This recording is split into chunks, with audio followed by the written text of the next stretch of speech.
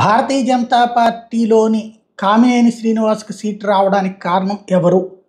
అంటే పురంధేశ్వరి అనుకుంటాం, భారతీయ జనతా పార్టీ అధిష్టానం అనుకుంటాం, లేదా చంద్రబాబు అనుకుంటాం. కాదు, ఆయనకి సీట్ ఇప్పించింది పవన్ కళ్యాణ్. ఈ విషయాన్ని స్వయంగా ఆయనే తాజాగా చెప్పారు. ఒకసారి అదేదో విందాం. పవన్ కళ్యాణ్ గారి వల్లే నేను ఇక్కడ ఎమ్మెల్యే.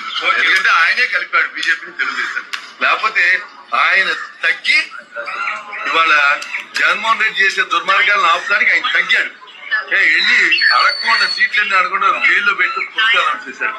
ఆయన నిజ జీవితంలో హీరో, సినిమాల్లో హీరోగా తగ్గించుకున్నాడు. ఆయన తగ్గించుకుని నేను తగ్గుతున్నాను, నేను తగ్గాలి, ఒకసారి వచ్చిన తర్వాత ముందు ఈ దుర్మార్గం పోయిన తర్వాత ఏంటంటే ఆలోచిస్తాను. తప్పకుండా చంద్రబాబు నాయుడు గారు, పవన్ కళ్యాణ్ గారు ఇలా అతుక్కుపోయారు. ఇవాళ బీజేపీని తీసుకొచ్చి కలిపింది, లేకపోతే చంద్రబాబు నాయుడు గారు బీజేపీ కలిసేవారు కదా, పవన్ కళ్యాణ్ గారే కలిపారు.